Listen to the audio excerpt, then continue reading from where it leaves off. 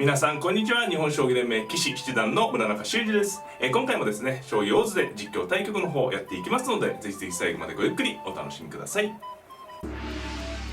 はい、ではね、早速対局の方を始めていきたいと思います。今回もですね、10分切れ負けで、音声を加藤一二三九段に設定してあります。あなたが先手です。今回先手番ですね。対局開始。はい、では7六歩からいきましょう。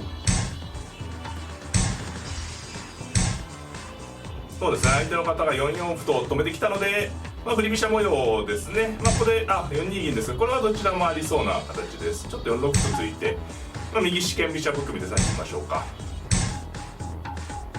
まだ相手の方はこれ3二金と上がれば雁木で居飛車の模様ですね。8四歩とつくような手があるということですね。ここで4二飛車や3二飛車と回れば振り飛車ですし、3二金と上がれば居飛車の将棋になりやすいですね。はい、3二金と上がった後にね、飛車を振る形もあるんですけどね。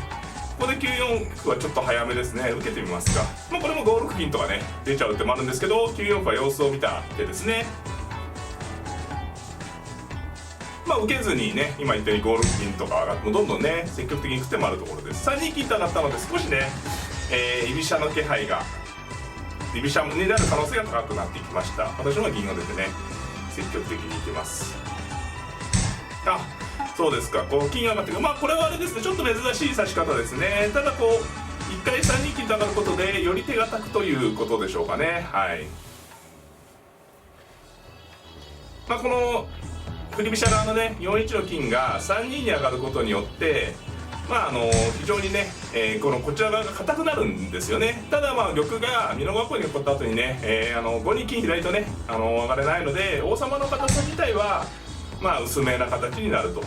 5四歩ですか。なるほど。玉を寄って、これはあれですね、5四銀と出る形もあったんですけれども、歩で対抗しましたね。下回りますかよ、私は。右四間飛車。右四間飛車腰がいいんですね。最近ちょっとこれをよく使ってますけど、今回も採用してみました。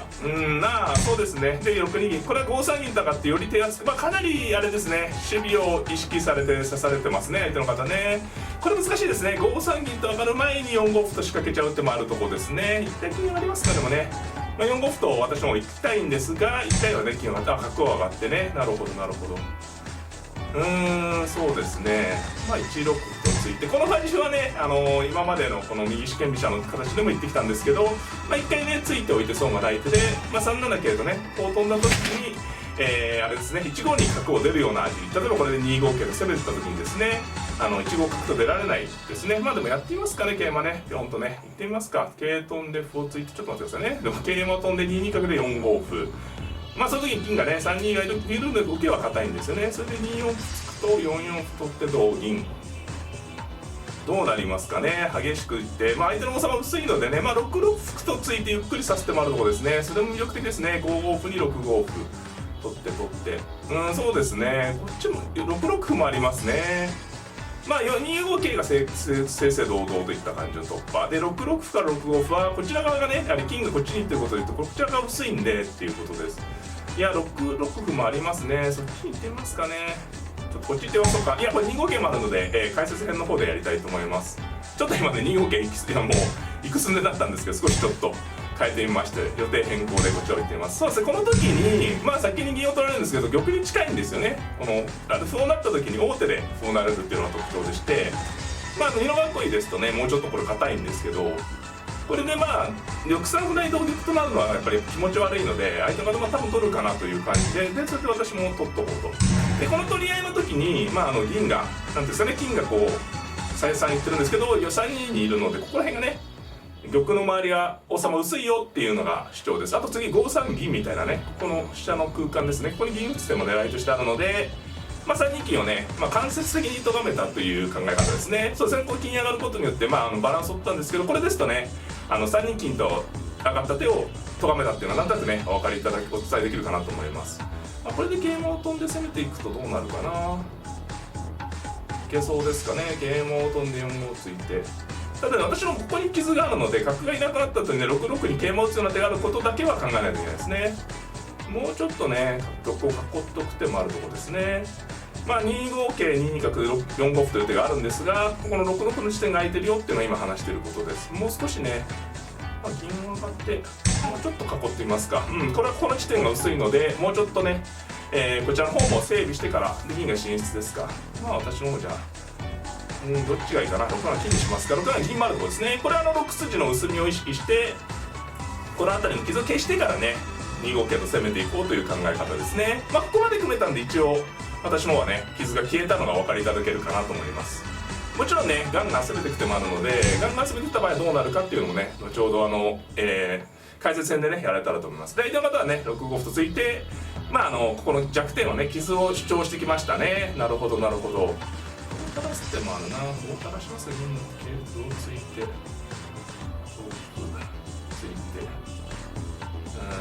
垂らしてみますかね。この空いたところ風風これがね狙いの一手でして、次にね5五つって4三に行かせるとこの歩が生きてくると。で5三銀とかね手厚く打たれそう。これ5三金と上がっても6四金と出た時に5三に銀打たれるのでこの歩をね相手の方としては王様の近くのこう切除したいんですが、切除の仕方がね難しい。6六銀とね攻めてくる可能性もありますね。金立ちました。これねでも金出れないんですよ。出ると5三にだからちょっと危険な形ですね。7分。さてそこまで準備をしたのでそろそろ攻めたいですね。つきますか。6八銀6七金の2手によって5四銀6五歩の2手が入ったわけですよね。そこの部分がどうなるか。これで5五歩は期待の1手ですね。これ3三角ないですとね同桂とさばかれるんですけど5五歩とつくことで、同銀ですとね4五に桂馬をピョンって取ってあるいは4五しちゃうとね走る手があるんですね。でこの6四の歩が一発打ってあるのがねかなり効果的なんですよ。この6四歩が入ってないと6四歩と5二金6三金が入ってないと金が5二にいて6四に歩が垂れてない状況なのでこれですとね同角でさあこれでね相手の陣形がかなりバラバラなので何かありそうですよね。どうやっていこうかいいかな。飛車バーンと走っちゃいますかね。桂馬を飛ぶのか飛車が出るのか迷うところです。銀を打ち込む手もありますね。銀打つと王様寄るんでしょうか。飛車ですかね。気持ちよくとこれはね気分のいいとこですね。4四銀打ちと受けて抵抗するかもしれないですよね。これはでもこういう時もね、6七金6八銀上がってることによって小銀はねケアできてるんで銀打ちですか。さてですねここでどうするか。銀打って歩をなる取る王手で銀を打つ決めきれるかどうかですね。これねチャンスはかなり来るので6二銀と6三銀と打って王様を寄るあるいは5四歩と打つと5四6四金で5三歩成もありますね。同銀かな。そっちでいってみますか。なって取ってそうなんです。これしっかりね読まないとこういうのが大事なところなんでね歩を打つ金ある歩をなる同銀飛車を取るこの拠点がなくなっちゃうのはね銀打ち込む方がいいか迷うんですね。銀打つ玉を寄るで飛車を切る歩を打ちますかね。すいません私の方も上手に攻めてますけどこれ6六歩とねこの歩が伸ばされる手は気をつけないといけないですね。小瓶で6六歩で金がねそのまま金を狙われながら王様に狙ってくるのでね今考えたのは6三銀とね王手で打つってもかなり有力なんですよね。それで同金か王様を逃げるかここに銀をね打って薄くするあるいはくさびを打ち込むっていうのも非常に大きいんですけれどもちょっとね同金でも玉に入れてもという感じだったので5四歩と打ってね同金ならそこで6三に銀や角を打てばでこれでこうなれば飛車交換になるってことですね。ただ拠点をねちょっと失うのでそこの分がねどうかなということで考えました。これ同銀でね4二飛車成同金ってなった時にこう6四に垂れた歩をねちょっと金で取られちゃうこと自体はね不満なんですよね。ただやっぱり持ち駒にそうですねこれで飛車が交換になった時に飛車角銀が乗るのがね大きいと判断したんですけれどもでこれ同銀か同金か難しいですね。で飛車をここの辺まではね読み筋なんですけどねこれ外から打つとね4一に歩打つような手があるのでこちらに打ってね6一の地点こう金銀が上ずってるので下からですね6一角とか6一銀って形でね、この金銀のいない方から攻めてうまく金銀の四角に入った飛車打ちですよね。であとね4五桂とね飛ぶ楽しみもあるのが私の方としてはね貴重ですね。飛車角という持ち駒なのでね持ち駒に金とかあれば6一金とかね、受けれるんですけれども持ち側にね飛車と角という、受けに不向きな駒なので、それが私の方としてもね狙い目ですよね。6一角単純なね狙いなんですけれども、それを防ぐね手が結構難しいですね。はい。攻めとしては6六歩が一番厳しいんですが、6六歩には、5七金か7七金か逃げればねすぐに、こちらの王様が危なくなるということは現状はないので、はい。そうですね、これはちょっと適当な受けは難しいということでついてきました。この時難しいですね。金こっちに寄るか7七に寄るか5七に寄るか5七に寄ってみますかね。これは難しいところですね。7七によると5六角という手がちょっと嫌だったので、5七によって5六にも金を引いて辛抱ですね。はい。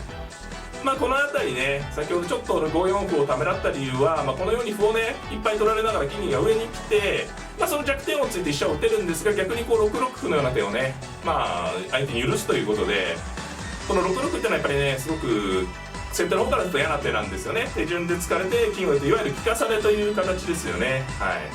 なのでちょっと悔しいんですけど、その分ね5一飛車に期待しているということですね。これで金がね2回こう2枚歩ねピタピタっと打たれるのね嫌な形なんですよ、当然ながら。ただ5一飛車のねこの我慢してるけど5一飛車で打ててるからどうなのというところですね。4三角のような手はですね、ここでね4三角のような受け方をされるとちょっと考えないといけないですね。4三角と打って2一の桂馬と6一角をいっぺんに防ぐようになってですね、私はね角に打ってきましたね。相手は強いですね。この手はね一番嫌だなと思ったんですよ。さあここは考えないといけないですね。容易ならざるですね。4五桂と飛ぶと6二銀でね、手厚く受けられちゃうんで考えないといけないです。なるほどなるほど。角を王手するとどうでしょうかね。銀上がるのかな。いやそうですね、これは角の王手があるかな。金を抜きに打ってきて、あと何分5分です。そうなんですよね。どっちがいいかなという。3一角という手もあって3一角にしますか。これはね5三飛車成を狙ってですね、5三飛車成同金同角成を狙った角打ちです。かなり狭いところに打つ角なんでね、いや4三角粘り強い手ですね。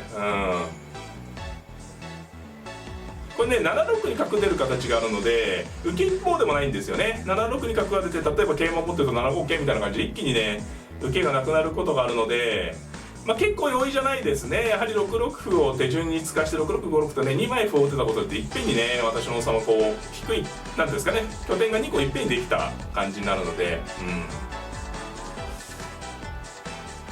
これはね3一角と打って5三飛車成同金同角成となれば一気の寄り筋ですし、それをね仮に防ぐだとした時にね4五桂を狙ってるんですよね。